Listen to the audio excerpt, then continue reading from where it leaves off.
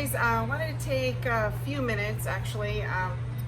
Going to be a fairly lengthy video. Just want to touch base regarding a few things. So I saw a video this morning by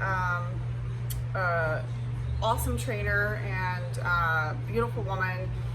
She touched down on some pretty sensitive subjects as far as dog training success. So I'm going to kind of tie in some thoughts of mine and kind of mix it in with many of her, meaning Sherry Lucas, her thoughts this morning. I guess I can put it that way. So if it seems a little jumbled, I'm kind of a little bit all over the place, but I'll try and get right to the point. So one of the many things is we deal with a lot of behaviorally challenged dogs. So we specialize in dog aggression and people aggression, behavioral issues in the home, dogs fighting in the home, dogs trying to bite people, and all kinds of things like that. So, one of the many things, if you've worked with us, one of the things that we do if we're dealing with a dog that has had human or dog aggression, when you check your dog in for boot camp, one of the main or the first things we do with your dog is we detach the dog from you. So we'll put your dog in our run here and wait till we do the paperwork, and then as you leave the property, the owners, the dog's human, we wait a certain amount of time until we feel like the dog has calmed down a little bit, and then we safely and calmly move the dog to their run that they're kept in for their boot camp program. So one of the many things that transpires is as soon as we take the leash, a lot of the issues go away. So whether it be being very reactive upon drop off at us, or in the initial eval, very reactive at us, or with dogs, many times once the human is detached, lots of times we actually don't see those severe issues. So that's the first thing. We get a lot of, my dog is extremely leash reactive, so sometimes we'll take the human and the dog out on the street. We'll do a dog pass by, and we'll see some gnarly leash reactivity. Yet once the human is detached, they go home. Day 2 or 3, we'll take the dog out front and do a dog pass by, and we get zero reactivity. So why is that? So many of those behaviors are practiced between the dog and the human. Maybe it's only been practiced for 30 days, maybe it's been practiced for 3 years.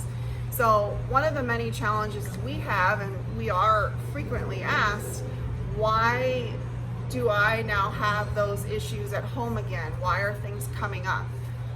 Why can't my dogs be the same with me as they are with you guys? So what changes after training? So I have a couple notes here. So let's see, just a couple super important. So no matter how good of a trainer you are, we are, or any other trainers you've gone to see or worked with, basically we can only create so much change and behavior modification in the dogs. We can. That's it. There comes a certain point where there's only so much we can do, and then the dog needs to go home and graduate, which is why we put so much emphasis on training you, the human. So here's the deal. And keep in mind, it gets pretty darn frustrating for us because we can only do so much. Seriously. So if an owner is reluctant to do what they need to do, or we are suggesting that they do in order to keep it successful, or in many cases incapable of doing those things, then that we are suggesting upon the human when the dog graduates, then the results will be just that. So it is very hard for many people to understand the concept, dogs requiring leadership. So I know for years, when I first began working with Jose, I came from the land of rescue where, we put our heart and soul in rescuing the dogs, and then we shower them with affection because they've come from horrible situations. Maybe we found the dog on the street. Maybe they were relinquished by owners. Maybe they were about to die at a shelter. So we put a lot of emotion onto our dogs. So in many cases, these emotions can trigger severe issues with dogs. So, dogs that have major anxiety, dogs that are extremely reactive to other dogs or fighting in the home, or becoming very protective of their people, many times we need to look at the human, not so much the dog. So because of owners presenting in a very soft way, applying tons of affection, a lot of baby talk, free reign of the house, no structure, all that stuff that we talk about when some of these dogs graduate, or just in conversation we try and educate. Those things we inadvertently are causing our dogs to act out. So many times we ask, is the human willing to let go of their feelings and look inside themselves and let go of what they want to give, and more importantly, figure out what the dog needs. So it's not always what we want to give the dog. We have to reach inside and figure out what the dog needs. So one thing I really liked hearing is, it's just super important. I want to say it the right way. It's very important. So this is how Sherry put it, which was just incredible. Totally nailed it.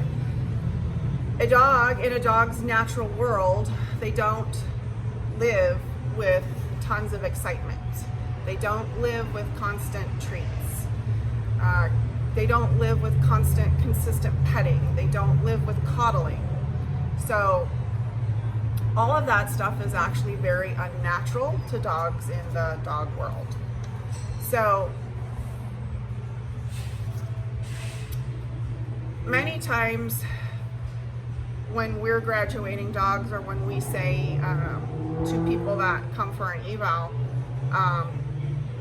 I tend to say it a lot, you're looking to get your dog trained, but are you willing to get trained? So so much of it, if not more, is on the human. So many cases, majority of the cases that we see, this is just the protocol to keep the dogs balanced, is trying to figure out what that dog needs. So we feel like that's our job. We get a good idea of what the dog needs while they're here with us, and then we try and educate the human upon graduation and go home. So once the dog leaves us, there's only so much we can do. We can educate you, we can talk to you, we could really there's only so much we can do.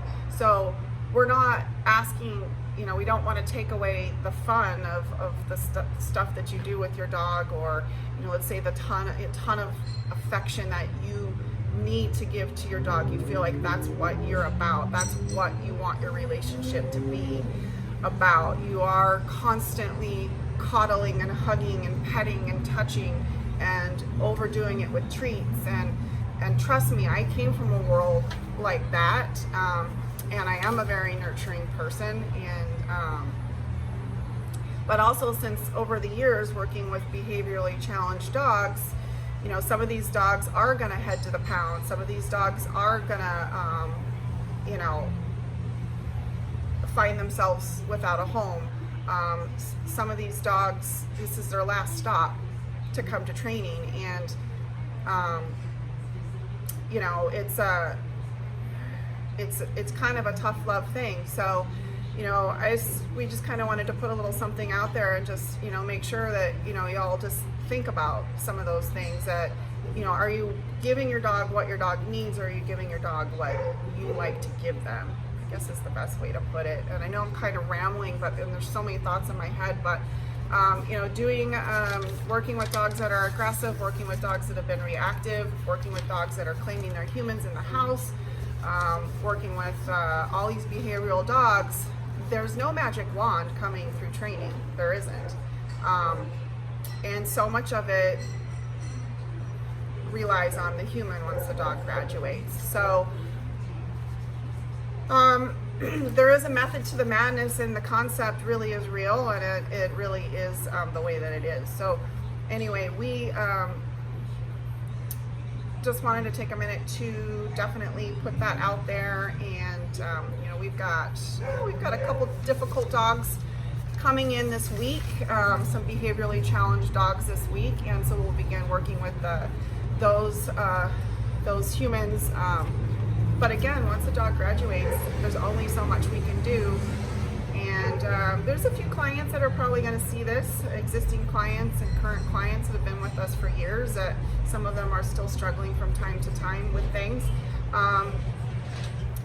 So think about that. It's food for thought. It's Monday, and we hope that you all have a great week, and we will talk to you soon.